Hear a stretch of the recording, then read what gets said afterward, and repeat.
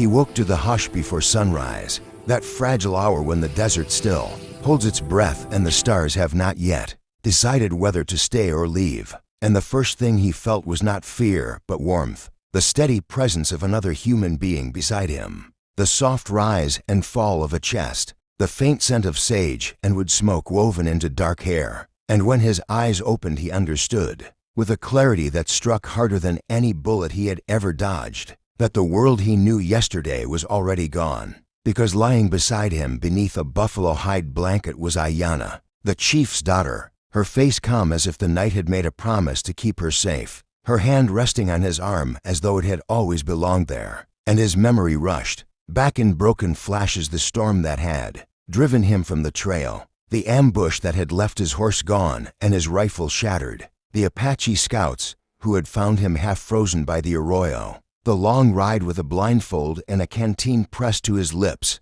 the council fire where he had told the truth, because lies die quickly in the desert, the chief's eyes weighing him like iron scales, the unspoken law that a man saved by the tribe owes his life to the tribe, the song at dusk, the shared meal, the way Ayanna had spoken to him not as a prisoner, but as a man, her voice steady, her questions sharp and kind at the same time, the moon climbing as stories passed between them, and then the night folding around the camp like a cloak, and now dawn pressing at the edges of the world. He lay still because moving felt dangerous, because he knew that waking beside the chief's daughter was not a small thing, not a mistake to be laughed away, not a secret to hide, but a hinge on which futures swing. And as if the land itself wanted him to understand, a drum sounded once in the distance, low and patient, and he felt his heart answer it. He eased upright, careful not to wake her, but her eyes opened anyway, dark and clear, and she smiled not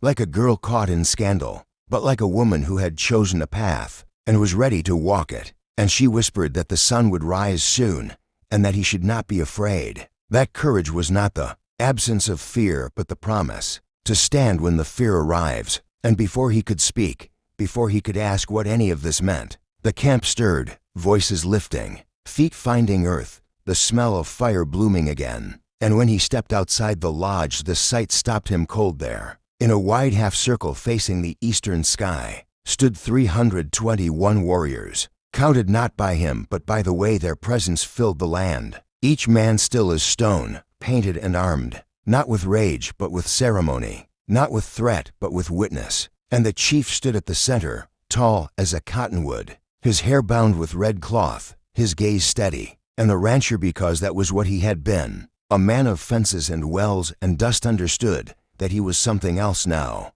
something unmade and remade in the same breath. And the chief spoke of law older than treaties, of honor that binds stronger than rope, of a night that joined two lives not in secrecy but in truth, of a dawn that would make it known to all. And he said that a man who wakes beside the chief's daughter wakes beside responsibility. And the rancher felt the weight of it settle not on his shoulders but in his spine, straightening him.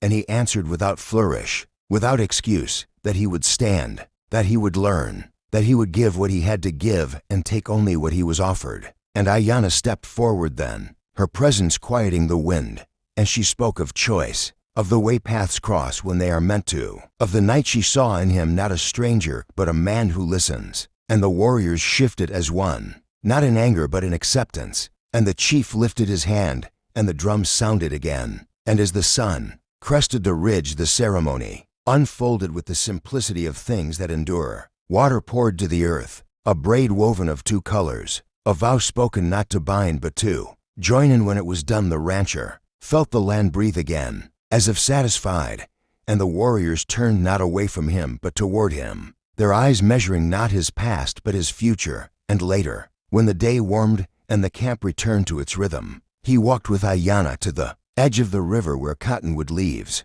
flickered like coins, and he told her of fences and storms and loneliness, and she told him of songs and seasons and the long work of belonging. And they laughed because laughter is a bridge. And when evening came, the chief clasped his arm and said that a man is known by what he builds after the ceremony ends. And in the days that followed, the rancher built, he learned the trails, he shared his tools, he listened more than he spoke, he let go of the need to be right and kept the need to be honest. And the tribe watched, and the land watched. And when winter came, it found them ready. And when spring returned, it found them rooted. And if you think this is where the story ends, you would be wrong. Because stories like this do not end.